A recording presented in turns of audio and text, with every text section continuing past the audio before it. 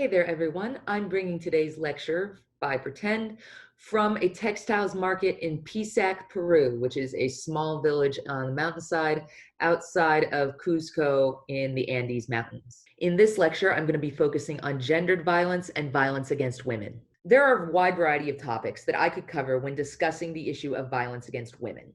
However, what I've chosen to do is focus on a few key definitions or terms or ideas that are important at a global level that you may not have familiarity with. This is not to say that issues of sexual violence, rape, child abuse, spousal abuse, etc., are not important in America.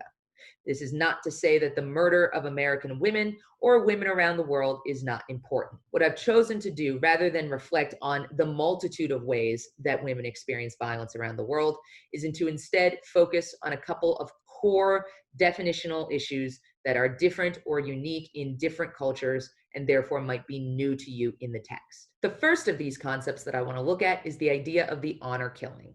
An honor killing is murder of one family member by another family member because of issues of honor and shame. Honor killing victims are predominantly female, and usually the perpetrators are male. Now, this is changing. We are starting to see more and more honor killings against males. We also are seeing a new class of honor killings, which are honor killings against trans individuals, as the trans movement becomes more and more politicized in countries around the world. But honor killings still exist in a number of countries in the West and outside the West. They occur because of immigrant communities. They occur because of political disruption. They occur because of social tensions. There are a variety of differences from country to country or situation to situation. But one of the universals when it comes to honor killings is that the victim is almost always younger than the perpetrator. In other words, the younger member of the family, usually a woman, is not obeying the group's understanding of honor, tradition, and shame. And therefore, older members of the community, in order to protect the community as a whole, or the family or the tribe as a whole, have to kill those younger members who are being dishonorable. This is still something that affects women and, to a lesser extent, men around the world today. One tangentially related form of violence, which in particular affects women, is the concept of the dowry death. Dowry deaths are commonly found in Indonesia, Pakistan, and Bangladesh among both Hindu, Muslim, and Buddhist communities. And a dowry death is when a young woman is killed or commits suicide because of constant harassment because her husband and his family are demanding additional dowry. The dowry is the money that is paid usually from the bride's family to the groom's family. And so if the bride's family has not paid enough money for that bride to be accepted into the man's family, this usually takes form of bride burning. So the bride's family has not paid enough, or the bride herself has not given enough to the family, and therefore she is burned to death for the dowry. And the other form of violence against women that I want to talk about that is very relevant today is female genital mutilation, or FGM.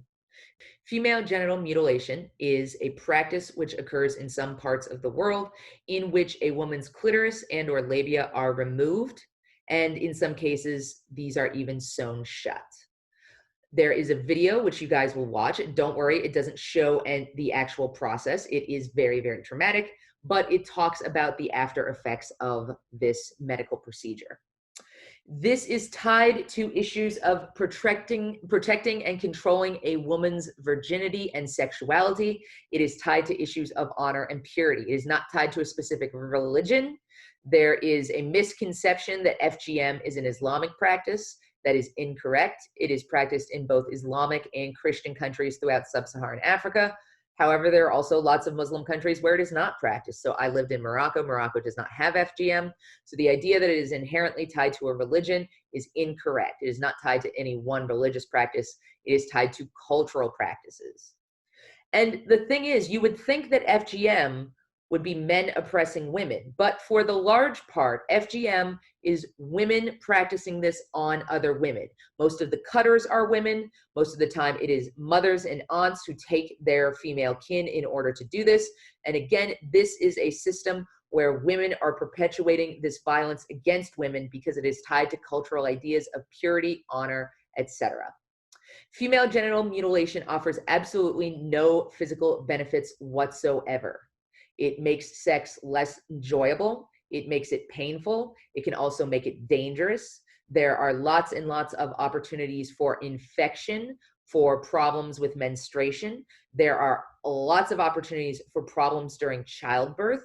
This greatly increases the chances of a woman dying during childbirth. There is absolutely no physical benefit to female genital mutilation whatsoever.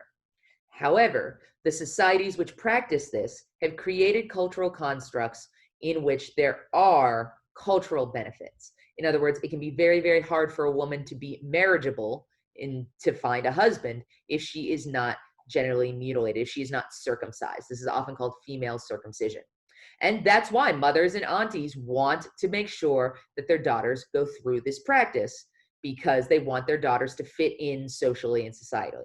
So lots and lots of cultural consequences if you don't do it, lots and lots of physical consequences if you do it.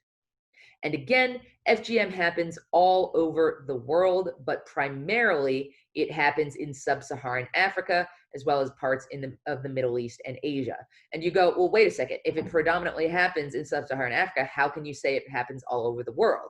And the answer is that sub-Saharan African immigrants that live in other countries still have their daughters go through female genital mutilation. And in some cases, that means taking them back to Africa to do it. In other cases, that even means finding doctors in their new countries that do it.